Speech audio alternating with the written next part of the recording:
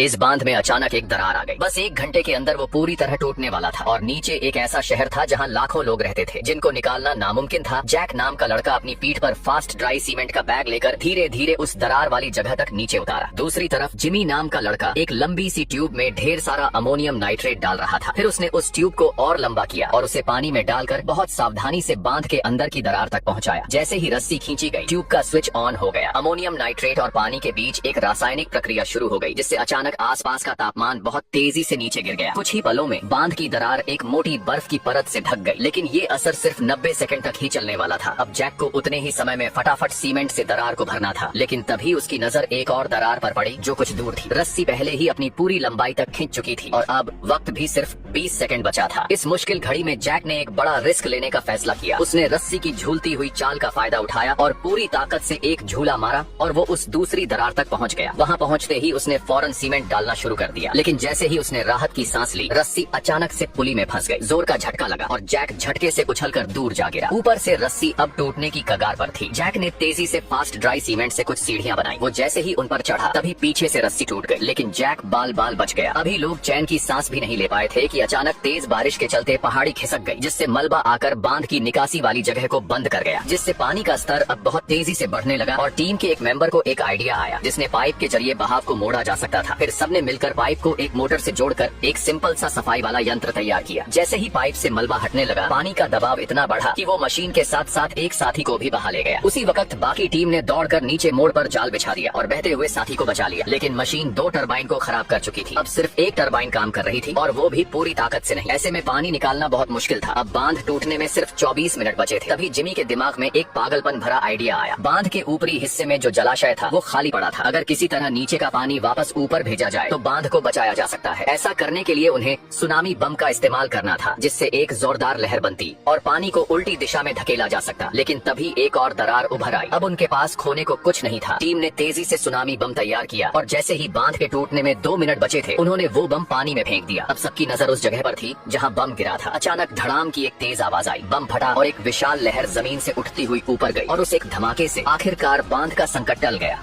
इस मोर को जोर से उड़ाया गया। उसने जोर से पंख फैलाए और उड़ गया। लेकिन असली चौंकाने वाली बात अब हुई जब मोर सीधा पहाड़ी से नीचे उतरकर सबके सामने मैदान में जा उतरा। सबने मिलकर उस जगह खुदाई शुरू कर दी, लेकिन एक रत्ती सोना नहीं मिला। दरअसल वो जगह मोर का असली ठिकाना नहीं थी। कुछ देर बाद मोर फिर उड़कर एक कबीले के पास पहुंचा और इस बार उसके नीचे जो जमीन थी वो पूरी की पूरी सोने से चमक रही थी। ये नजारा एक लड़के ने देख लिया और भागकर कबीले को बता दिया। कबीले का मुखिया तुरंत अपने लोगों को लेकर वहाँ पहुँच गया, लेकिन जैसे ही नजदीक पहुँचे, झाड़ियों से कई बड़ी बड़ी सांप निकल आए। ये सांप उस सोने की पहाड़ी की रखवाली कर रहे थे। एक सांप ने कबीले के मुखिया पर हमला करने की कोशिश की, लेकिन तभी एक आदमी ने सांप को पकड़ लिया और सांप का फन मरोड़कर उसे खत्म कर दिया और चारों ओर गंधक का चूर्ण फैला दिया। तब जाकर बाकी सांप वहाँ से हटे। इसका असली मकसद था रानी मेडूसा को मारना, ताकि इस खजाने पर कब्जा किया जा सके। वो अपने 4 आदमियों के साथ आगे बढ़ा, लेकिन नाग मानव पहले से तैयार बैठे थे। मेडूसा के एक इशारे से लड़ाई शुरू हो गई। उसके सिपाही जोरावर का कुछ नहीं बिगाड़ पाए तो रानी खुद सामने आई। जोरावर ने अपना खास हथियार निकाला और उसे हराकर जमीन पर गिरा दिया। सब लोग खजाने को देखकर खुशी से झूम उठे, लेकिन जब उसे खोला तो अंदर से सिर्फ मिट्टी निकली। असली सोना कहीं था ही नहीं। गुस्से में उन्होंने नाग मानवों की पूजा की मूर्ति तोड़ दी। ये देखकर मेडूसा बेकाबू हो गई। उसने अपनी बेड़ियां तोड़ दी, लेकिन जोरावर ने एक तेज वार से उसे बीच से काट दिया। उसके शरीर से जो खून निकला वो जमीन पर फैलता गया और जहाँ जहाँ गया वहाँ की मिट्टी सोने में बदल गई। लेकिन उस सोने के नीचे वे सारे लालची लोग हमेशा के लिए दबा दिए गए। फिर कई साल बीत गए और एक दिन गाँव में कुछ अंग्रेज आए। उन्हें पता चला था कि पास के श्रृंग पर्वत में सोने की खान है। उन्होंने कुछ लोगों से रास्ता दिखाने को कहा, लेकिन डर की वजह से सब मना कर गए। बाजा जो उसी कबीले से था, अंग्रेजों के साथ सफर पर निकल पड़ा। आधे महीने बाद वे श्रृंग पर्वत के पास पहुंच गए। फिर आगे रास्ते में उन्होंने एक मोर उड़ाया, जैसे पुरानी कहानियों में बताया गया था। मोर जहां उतरेगा वहीं खजाना होगा, लेकिन बार बार कोशिश करने के बाद भी कुछ नहीं मिला। फिर खाने की तलाश में उन्हें एक गड्ढा मिला जो पानी से भरा था। सब पानी में उतरे और वहाँ एक टूटा हुआ सिर मिला। फिर जैसे ही वे पहाड़ी के नीचे पहुँचे, एक तेंदुआ आ गया। तेंदुए ने एक अंग्रेज को बुरी तरह घायल कर दिया। तभी बाजा जमीन पर गिरकर मरा होने का नाटक करने लगा। जैसे ही तेंदुआ पास आया, उसने उसे मार डाला। लेकिन ऊपर पहाड़ से ये सब कुछ देखा जा रहा था। वो कबीला जो उस जमीन की रक्षा करता था वो हर चीज पर नजर रख रहा था। फिर जैसे वो आगे बढ़े, उनकी गद्दी अचानक रुक गई। उसने नीचे देखा तो एक हथेली मिली। जैसे ही वे खुदाई शुरू करने लगे, उन पर हमला हो गया। एक अंग्रेज की वहीं मौत हो गई, बाकी किसी तरह भाग निकले। बाजा ने कहा, मूर्ति को दोबारा जोड़ दो। जैसे ही सिर को शरीर से जोड़ा गया, बाजा आत्मा के काबू में आ गया। उसने अकेले पूरे कबीले से लड़ाई की और कबीले के मुखिया को घायल कर दिया। लड़ाई खत्म हुई तो सबने देखा बुद्ध मूर्ति के नीचे एक पीली चट्टान थी। अंग्रेजों ने सोचा कि यही असली सोना है। उन्होंने पूरी रात मेहनत की और सच में शुद्ध सोना निकाल लिया।